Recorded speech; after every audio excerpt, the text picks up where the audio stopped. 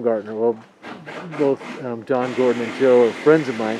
But Okay. Trevor Baumgartner, he took one of my class for that 4-story, the Gardens on Hope. Yep. Next to and those guys, he had every wall built at a factory in Tustin.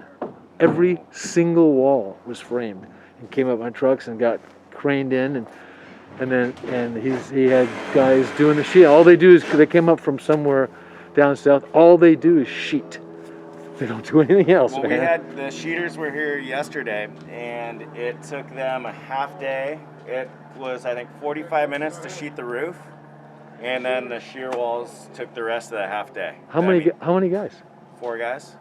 It's just amazing And when you specialize like that. So, Alex, introduce yourself, please. Tell us a little bit about you. You bet. My name's Alex McGeever, and I work with RCH Construction. I've been with Rich for about 12 years now, and have done a little bit of everything from him. Wait, I got to stop you there. Yeah. You've been for Rich 12. When did you start? When you were 6?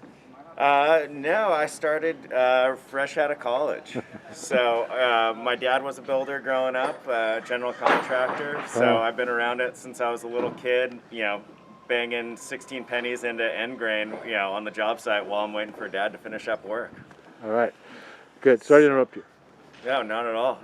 But yeah, I've been with Rich for 12 years, doing a little bit of everything from him, mainly project management, but we framed a couple big projects ourselves up to about 8,000 square feet. Wow. Went in-house, and the economy was slow, and we needed to keep our guys busy. Yeah. Otherwise, I found that because my guys all want frame, right? Yep.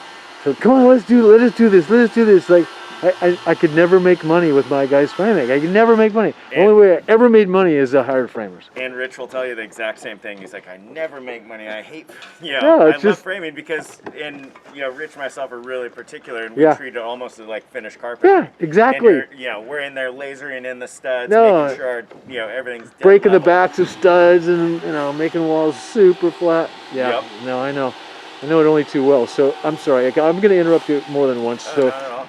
Go ahead, man. Tell us about the company and what you guys are doing and what you guys are doing here. Rich really specializes in high-end custom homes. So we're here at a new build, tear down and rebuild on the beach in Carpinteria. So this will be about a 6,000 square foot place when it's all said and done. And yeah, it's a great project for us, and this is our bread and butter. This is what we love to do. So now I noticed that Rich's name was on the plans as GC. Yeah. So did he negotiate the job before it ever even got drawn? I mean, at what point did the owners know they were going to use Rich? That's an interesting one here because we actually were working concurrently with the architect on architectural details with the previous owner of the property. And for another project? No, on this same house. Okay. The previous owners of this property, and then they sold the property with the plans ready to go. Oh, I see. So we had to go out and get the job from there. But we've been on the project since the early planning stages, ironing out tons of details. Which is, the way I look at it, as a long-term general, is that this whole thing is based on so much trust. It's not so much about money. Money's always a factor, but there's so much trust involved. It's just like picking a doctor, man. You don't go out, you don't bid your kidneys to the lowest, the lowest bidder. You pick the guy that you like and trust, and you get recommendations for, and you work for him from the beginning. Yep. Which is the way to go. Which it kind of feels like, and that Rich has got the kind of reputation and also the track record where that's what he can kind of command, especially in this company. So it's great. It does my heart good to see it. No, and we've worked really well with the architect here, which is Newman, Mendro, and Angelitis. Yeah, those guys are. Andy Newman. Well, all of them are just well, Andy's awesome, and semi-retired now, unfortunately. But his partners, Mary Angelitis and Dave Mendro, are exceptional. Yeah. Well, Joe, don't tell Joe I told you this, but he was Brian Cornell trained. Yep. And Brian's one of my better friends. Nice. But you probably shouldn't have mentioned that to Joe. Well, no. Joe's Mary's husband, right? Yeah. And Joe's awesome too. We're actually doing another project with them. Yeah. So it's Mary. That's right. It's Mary. I was thinking of Joe. It's Mary. When I hear Andrewlitis, Joe pops into my head, but it's right. It's Mary. Yeah, and Mary's, you know, equally as talented. Well, She's amazing. you know, having a good architect on this project and a good relationship with the architect makes it so you guys have a lot less head scratching and figuring out to do. You got somebody that is being paid to figure it out. Oh yeah, right? and even with that, and as good as they are, that rapport in working with the architect is huge, because there's so many details, especially on the more contemporary homes, that are so tight that you need to work hand in hand to really iron out all those details. Yeah. I remember when we first started on this project, you know, to lay out all the caissons, we didn't even have grid lines on the plans. So I was going back and being like, okay, Nathan, you know, going back to the architect and really stressing, like, we have to have grid lines here, because we had to start, you know, 45 feet deep and build our way up to, you know, 8 to 10 feet above, you know, basically our elevation here. Did you, and have you seen, I think I looked at the foundation plans and I didn't see it done this way, but have you ever heard of the XYZ coordinates for layout for a foundation? They weren't done on this one. Yeah, I noticed they weren't. There aren't any radiuses. I think XYZ really helps. Well, it does, but the book building is a project I did on Mountain Drive. Yeah. And that was a building I built with XYZ coordinates, and most of the foundation guys that looked at it said, what the heck is this, right? And what it is X coordinate is due north south, you have it surveyed. Y is due east west, and Z is a projected height above sea level, and everything's laid out square from there. It's just unreal. So centers of all your load points. So you know, you're checking layout. You're making sure the subs are doing what they're supposed to do, right? And just could you describe a little bit about what kind of project we're looking at here? Like, it looks like I'm looking at a garage here. Carport underneath, or is it living underneath? Or? It's a garage underneath, and then we've got cabana above. What's the square footage? I think it's about 800 square feet above, and a little bit bigger down below. There's some mechanical areas as well. It's in all shed roofs? No, we've got a bunch of flat roofs that have already been framed and sheeted, and then the site here is really tight, so we're not able to get our grade all around the building. Yeah. So we're having to build all of our decks, put temp sheeting down, and then coming back and building those taller raked roofs. So you can get your grade all up, or just so you can lift from the deck? Get material and slide it and set up scaffolding in the back and have just a safer work environment. And Genie lifts on the site? Yes. Is your Genie lift? Yep. Nice. Genie lifts, and there's just a lot of big lumber. Yeah, the deck framing is all 2x12 joist with 8x14, 6 8x14s, 8x14s, and this deck is the deck we're talking about, right? So these are 6x14. Yeah.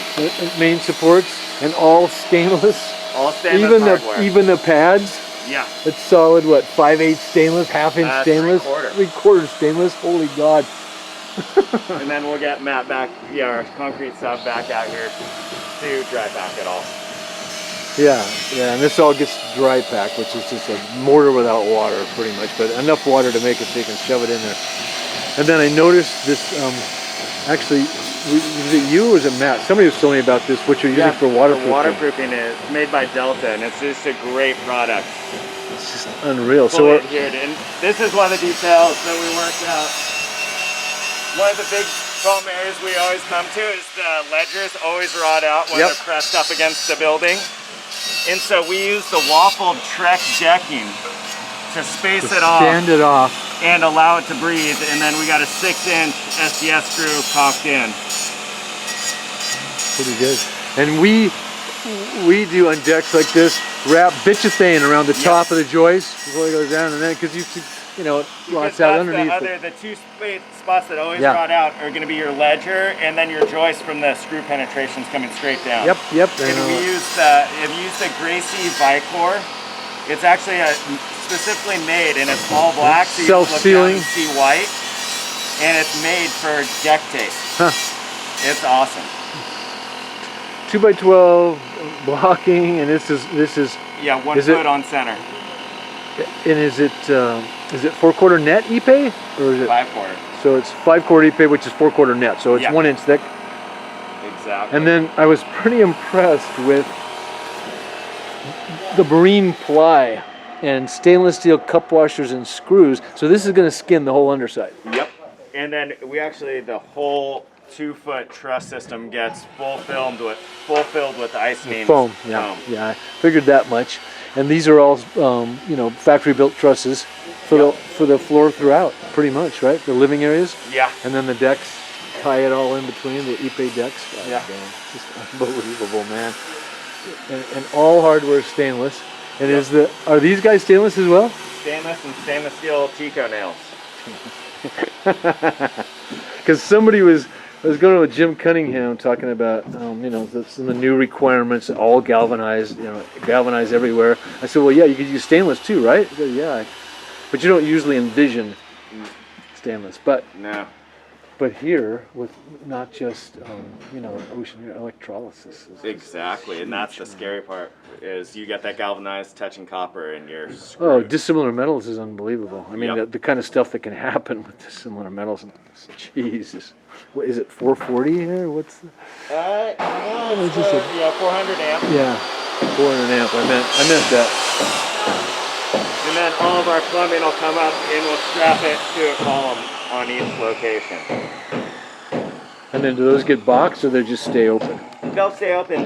We get a skirt wall that runs around the whole perimeter of the building, so it'll have a bug screen and then, you know, siding. That's a breakaway wall? Yes. And is it anchored to anything? I mean, is it on a little footing or anything? Or is it suspended? It's on a stem wall. And the breakaway wall, they just have certain nailing requirements for the top and side and bottom nailing. We basically go back to old school shot pins. Huh. Well, fire in the hole. Yep. You don't see them very often anymore. No, but they're designed, the walls they're going to build to fill all this in is designed to, if they get a big surge or a tsunami or a king tide, it'll bust away these walls and water will just go whooshing in and it won't... Right through in the building. Building will just be sitting on its 68, 2 foot? Yeah, 74 caissons. 74 caissons, I love that. All right, let's see some framing.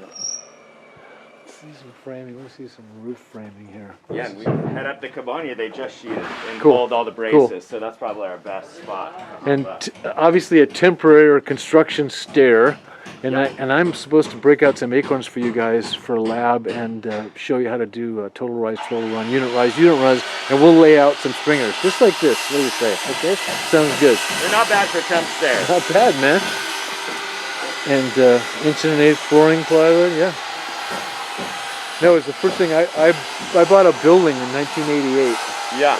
The first thing I did is I drove my truck in and I measured up to the mezzanine and I went down to Channel 3 lumber and I laid out and plugged in the staircase. But that's just about as nice as that. Our guys do a great job. Yeah, they did a clean job. I love laying out stairs. It's fun. Oh yeah. I mean, when I was working as a carpenter, I got into staircases and then just on a fluke I got into curved staircases and curved handrails. Oh. You know, and once you understand them, it's not rocket science. No. And really, true radiuses are the easiest thing in the world to do. Yep. Just pull off a Dremel point, but you know, glue rail. Yep. You lam them up. Yeah. So now he's cutting the roof sheeting flush. Are these your sheeting guys, or just your guys doing pickup? These are the framers doing pickup. So the framers have subbed the wall standers and the sheeters. Yep. They cut all the packages, and then the wall standers come up and knock them together, and just allows them to be a lot more efficient with their time. Yeah. Because especially right now, everyone's so strapped manpower-wise, and then you add the COVID factor on top of it, that any extra help that we can get really helps expedite the process. Yeah, it does. So how do we get up there? Can we get up there? Yeah. Okay, let's go up there. So LVLs on the cantilever, that's nice. Yeah. I mean, this place is built like a brick outhouse. Okay, we're climbing up, guys. 8x8 column. Steel column. Coming up. That's probably is that a roof drain? An in-wall roof drain, I bet.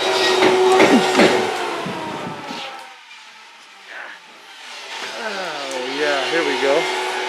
Stick framing, not bad for on top of a garage. Holy smokes. So will this be is this the staircase up will be over here? No. Staircase up will be right over here. Okay. This is just a deck to sit out and enjoy the marsh and the wetlands. Yeah, the view is pretty insane. So what kind of glass are these two openings, or are these openings getting? Fleetwood windows. Big Fleetwood aluminum frame, dual glaze. Yep. Oh, and the bottom one's open, the top one's fixed? Exactly. Sliders? There'll be a slider here, and I think it might be a casement fixed. I'd have to double check. So these rafters are all LVLs, okay. It is all LVL up here. And then downstairs is a mixture of CGIs and LVL. You know, and then these, instead of having just a straight LVL cantilever, we worked with the engineer in details and we taper ripped them to pre-slope for our deck. So we didn't build